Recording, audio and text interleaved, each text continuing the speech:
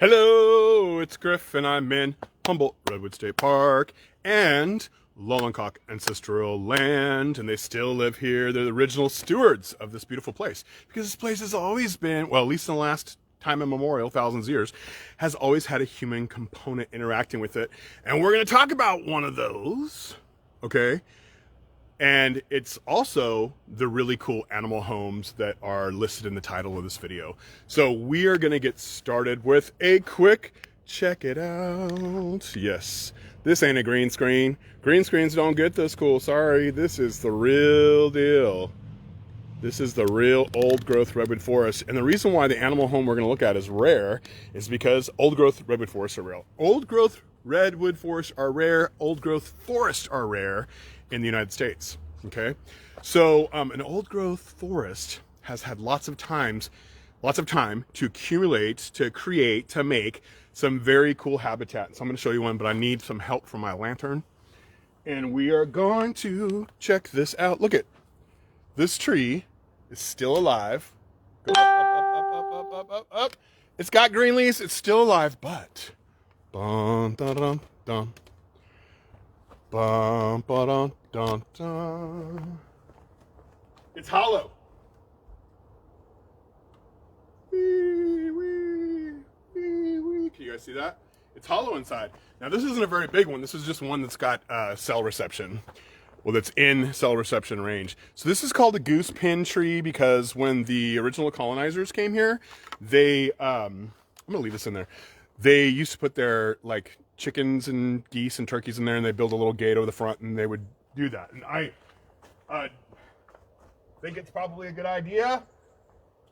But how these formed is pretty interesting. These are formed by fire, okay? So, but not just all in one, like kabam! It happens usually with several fires. So sometimes people are like, I thought redwood trees were fire resistant. They are. Their bark can be a foot thick on old trees, okay? Old trees are resistant to fire because they have really thick bark and there's not a lot of sap in the bark, so it's not like combustible. Okay, if you go out and collect some sap off like grand fir trees or some other kind of pine trees and you make a ball of it, you set it on fire, it'll burn for a long time. It's a good way to start a fire. But redwood trees don't have a lot of that kind of sap in the bark, okay, which helps not catch on fire.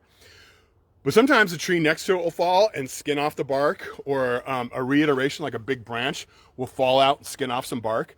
And then this fungus is like, finally, I'll be able to penetrate the redwood.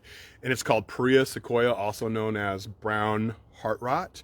And it's named after sequoia because there's so few fungi that can attack redwood trees, Sequoia sempervirens. So the Perea sequoia gets in there and it makes, now that the bark has been removed, it gets in there and the fire came and burnt a little bit. And then the Perea sequoia is like, my turn, tags the fire, jumps in, starts eating the redwood away, making the wood punky, and then the fire comes back and tags the Perea sequoia, and it's like, my turn, and it burns a little bit more, and then they take turns, fungi fire, until you get a hollow tree like that.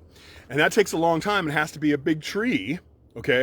And that's why it only exists in old growth forests, and there's only 4.6% of the old growth redwoods left. So you might be like, well, I've seen lots of those when I was in the park. Yeah, but there's like 4.6% left. So there's not lots of them, just where you saw there's lots of them. So we need to protect old growth forests because they provide this wonderful habitat for animals.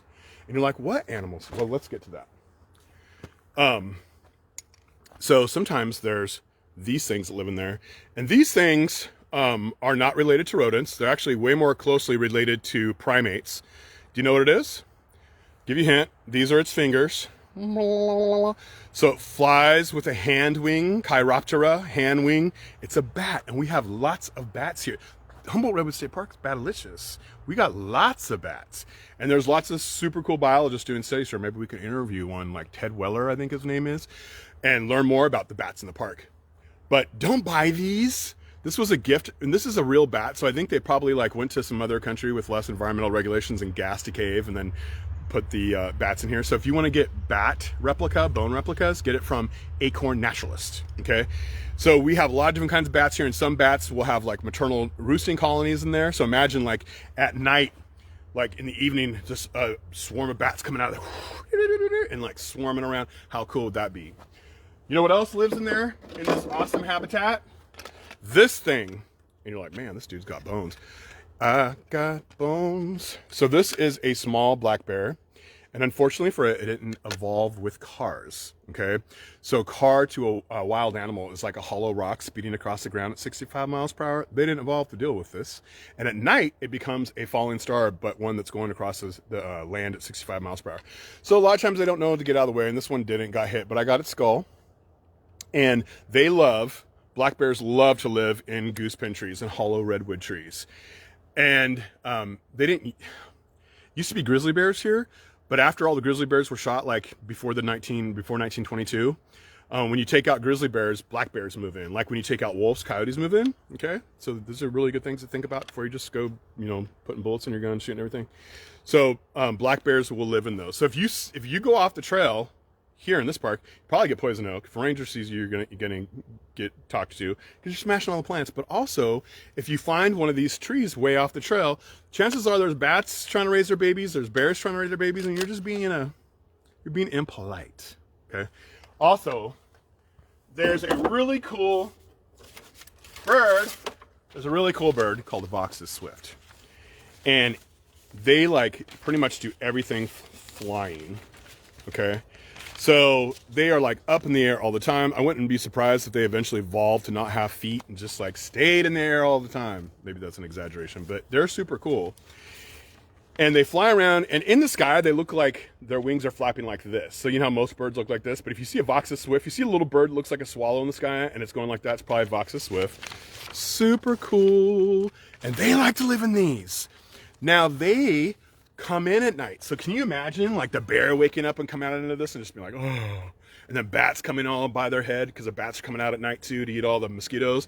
And at the same time, there's Vox's swifts circling around and going in there. So there's bats and swifts trading places inside this hollow tree. I have never seen that. I've heard about it. I would love to see that from a distance because I don't want to disturb that. So maybe one of the biologists can get a film of that and share it with me. But swifts aren't here right now because they are in the tropics drinking pina coladas. Here, let me switch this around. They're not really drinking pina coladas. In fact, they don't eat seeds. So when they migrate, see the yellow part? That's when they're migrating through. When they migrate through your house, they don't care about your bird feeders. So if you want to help swifts make it all the way down here from up here, then you need native plants with native insects because swifts eat insects in flight. So plant native plants, get native insects, and help this super cute, sweet little bird get to the tropics and then back up here to breed. All right, y'all. Goosepen tree, and it's still alive. How is it still alive?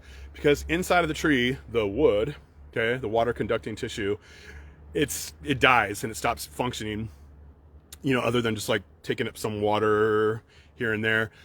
But the cambium layer, the living area, is right underneath the bark, and it stays wet so it can survive fires. And that's why these hollow trees are alive. They are the most likely to fall, so don't set your tent there next to one in a windy time. Okay, don't do that.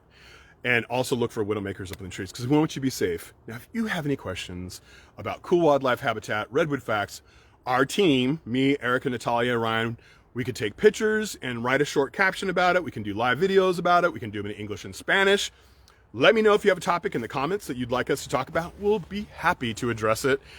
Please help us protect old growth forests so we have these super valuable homes for animals. Everything that animals need is already in nature. We just got to be good stewards and protect it.